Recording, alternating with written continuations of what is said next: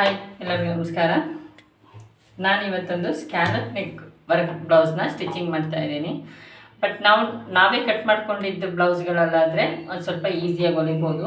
But ಇದು ready work ಆಗಿರೋದ್ರಿಂದ ನಮಗೆ ಹೊಲಿಯೋದಕ್ಕೆ ಒಂದು ಸ್ವಲ್ಪ ಕಷ್ಟ ಆಗುತ್ತೆ. ಸೊ ಅದನ್ನು ನಾವು ಯಾವ ರೀತಿ ಸ್ಟಿಚ್ ಮಾಡ್ಕೊಳ್ಳೋಕ್ಕೆ ಟ್ರೈ ಮಾಡಬೇಕು, ಈಸಿಯಾಗಿ ಯಾವ ರೀತಿ ಸ್ಟಿಚ್ ಮಾಡ್ಕೋಬೇಕು ನಿಮಗೆ ತೋರಿಸ್ಕೊಡ್ತೀನಿ. ಈ ರೀತಿಯಾಗಿ ನನಗೆ ಬ್ಲೌಸಲ್ಲಿ ವರ್ಕ್ ಆಗಿರೋದ್ರಿಂದ ನಾನಿವಾಗ ಯಾವ ರೀತಿ ಸ್ಟಿಚ್ ಮಾಡೋದು ಅಂತ ಹೇಳಿ ನಿಮಗೆ ತೋರಿಸ್ಕೊಡ್ತೀನಿ.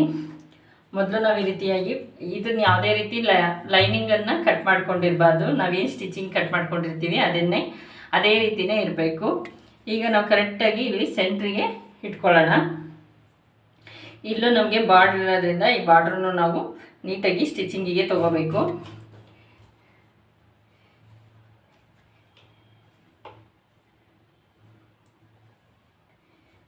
ಈ ರೀತಿ ಕರೆಕ್ಟಾಗಿ ಒಂದು ಸೆಂಟ್ರ್ ಮಾಡಿ ಒಂದು ಸ್ಟಿಫಾಗಿ ಒಂದು ಪಿನ್ನ ಇಲ್ಲ ಗುಂಡು ಪಿನ್ನ ಏನಾದರೂ ಒಂದು ಹಾಕೊಳ್ಳಿ. ಅದ್ರ ಜೊತೆಗೆ ಇಲ್ಲೂ ಕೂಡ ಅದೇ ರೀತಿ ಸ್ಟಾರ್ಟಿಂಗಲ್ಲಿ ಫಸ್ಟ್ ಇಲ್ಲೇನಿರುತ್ತೆ ಇಲ್ಲೂ ಅದೇ ರೀತಿಯಾಗಿ ಒಂದು ಪಿನ್ನ ಮಾಡ್ಕೋಬೇಕು. ನಮಗೆ ಕರೆಕ್ಟಾಗಿ ರೌಂಡ್ ಶೇಪ್ ಬರಬೇಕು ಅಂದರೆ ಈ ರೀತಿಯಾಗಿ ಕರೆಕ್ಟಾಗಿ ಮೊದಲೇ ನಾವು ಸ್ವಲ್ಪ ಪಿನ್ ಮಾಡಿ ರೆಡಿ ಮಾಡ್ಕೋಬೇಕಾಗತ್ತೆ. ಈಗ ನಾನು ಅದನ್ನು ಈಸಿಯಾಗಿ ಯಾವ ರೀತಿ ಹೊಲಿಯೋದು ಅಂತೇಳಿ ತೋರಿಸ್ಕೊಡ್ತೀನಿ. ಇಲ್ಲ ಅಂದರೆ ನೆಕ್ಕು ಆ ಕಡೆ ಈ ಕಡೆ ಆಗೋದು ಇರುತ್ತೆ. ಆ ಕಡೆ ಈ ಕಡೆ ಆಗುತ್ತೆ ಅನ್ನೋದೇನು ಕನ್ಫರ್ಮ್ ಪಕ್ಕ ಆಗುತ್ತೆ, ಆ ಕಡೆ ಈ ಕಡೆ ಜರ್ಕಾಡುತ್ತೆ. ಸೊ ಅದಕ್ಕೆ ನಾವು ಹೊಲಿಯೋಕ್ಕಿಂತ ಫಸ್ಟ್ ಒಂದು ಕರೆಕ್ಟಾಗಿ ರೌಂಡ್ ಶೇಪಿಗೆ ಒಂದು ಮೇಲ್ಗಡೆ ಅಂದರೆ ಯಾವುದೇ ಶೇಪ್ ಕೊಡ್ದೇನೆ ಸುಮ್ಮನೆ ಜಸ್ಟ್ ಒಂದು ರೌಂಡಕ್ಕೆ ಸ್ಟಿಚಿಂಗ್ ಮಾಡ್ಕೊಳ್ಳೋಣ. ಈ ರೀತಿಯಾಗಿ ನಾವು ಪಿನ್ ಮಾಡ್ಕೊಂಡಿರೋದ್ರಿಂದ ಈ ರೀತಿ ರೌಂಡ್ನ ನೀಟಾಗಿ ಹೊಲ್ಕೋಬೋದು, ಈಸಿಯಾಗಿ ಹೊಲ್ಕೋಬೋದು.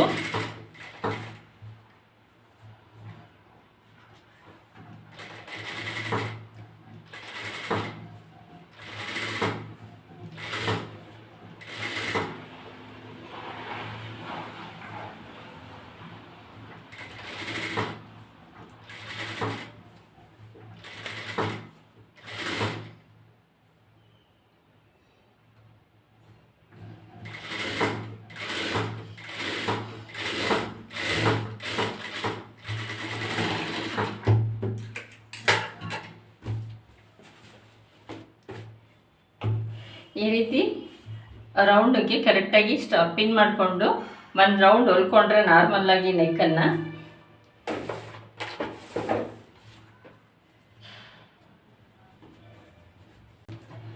ಈಗ ನಾವು ಈ ರೀತಿ ಹೊಲ್ಕೊಂಡಿದ್ದೀವಲ್ಲ, ಇದಕ್ಕೆ ನಾವು ಸ್ಕ್ಯಾಲಪ್ ನೆಕ್ಕಿಗೆ ನೀಟಾಗಿ ಫಿನಿಶಿಂಗ್ ಕೊಟ್ಕೊಳ್ಳೋಣ.